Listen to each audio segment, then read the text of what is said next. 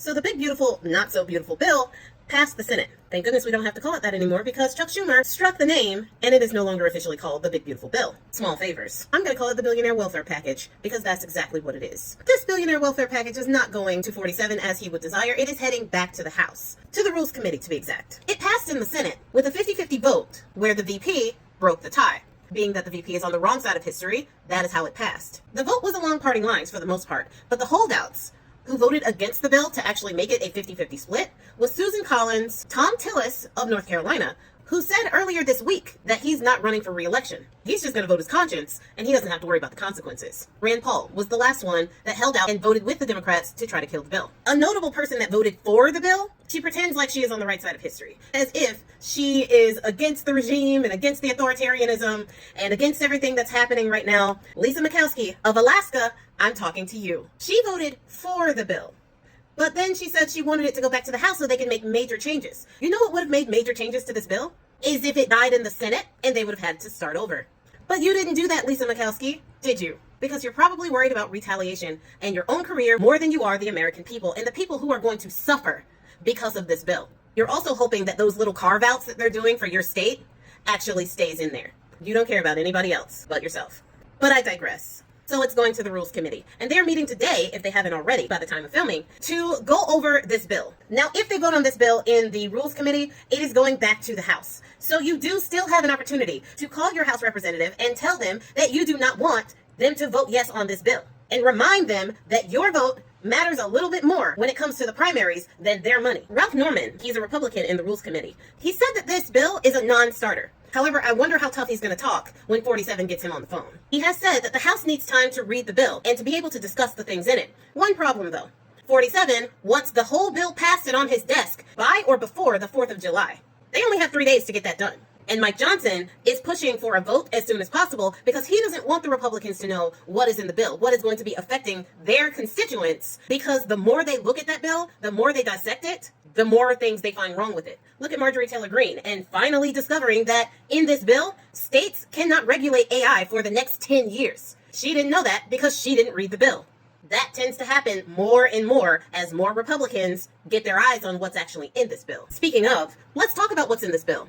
Because the Senate changed a few things and went even further than the House in some aspects. Mainly aspects that are going to affect the American people. For one, this bill is going to renew the 2017 tax cuts that 47 had in his last administration. A lot of people blamed Biden and the pandemic for the inflation that had happened between 2020 and 2023. In 2024, inflation started coming down and America was in the Goldilocks zone and the envy of the world when it came to its economy, according to Bloomberg. But I think that a lot of people are missing the fact that in September of 2019, manufacturing jobs had already started to tank. The economy was already going down and people were already starting to feel the effects of the 2017 tax cuts. Those tax cuts ballooned the debt by around $3.5 to $3.7 trillion. And it raised taxes for the middle class, which caused America to have less revenue. So inflation rose. They want to renew these tax cuts that happened in 2017. The same tax cuts that caused the inflation to start in the first place. That was exacerbated by the pandemic, 47's terrible handling of the pandemic, and everything that happened since.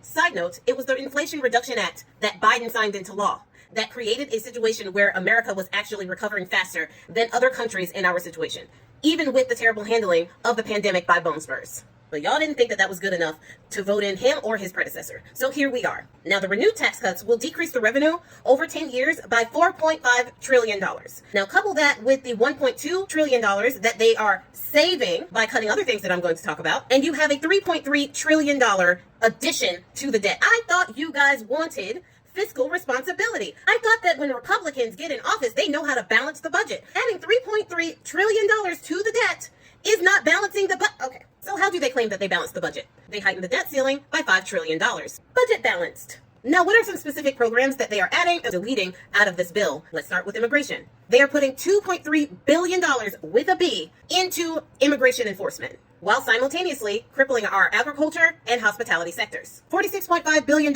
for Customs and Border Patrol. $2 billion for Homeland Security. $29.9 billion for Immigration and Customs Enforcement. ICE. Which ICE is then going to give to private prisons because there are billions and billions of dollars to be had with private prison contracts that are holding these people who have less of a criminal record than Bone Spurs himself. Our military funding is increasing. The defense budget already has close to $1 trillion per year.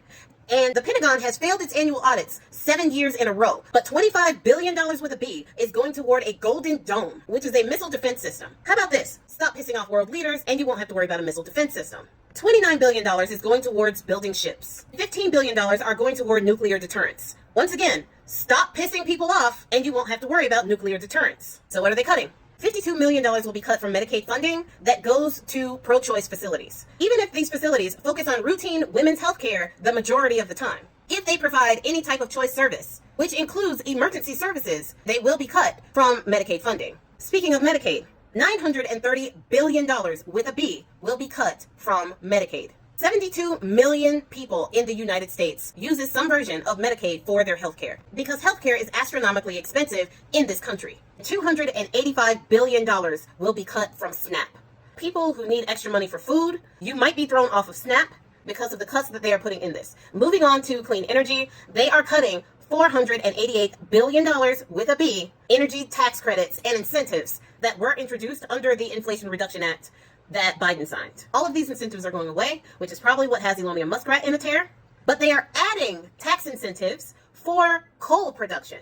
So you do have it to add. You just don't want to add it to clean energy. You want to add it to coal production, which is going to make energy in your home more expensive. It's possibly going to make gas more expensive. For people who decide to get a gasoline car instead of a fuel-efficient plug-in hybrid or an all-electric EV car, you will be spending more money at the pump. This is terrible for the environment. So as things get hotter, as it has been 112 where I am for the last couple of days, you're going to spend more on your electricity bills when it comes to air conditioning. And for those places that freeze over extremely during the winter, some of the worst winters that we have seen of late, you will be paying a lot more for your heat. For everybody who thought that it was a good idea to punish her or to blow up the system because you didn't like what Bibi Yahoo was doing, or for those of you who didn't like DEI programs and who cared about the 16 transgender athletes that are in the United States, or you cared about what bathroom somebody had been in, even though the majority of you would never even know you've been in the bathroom with those people, good job. Consider it blown.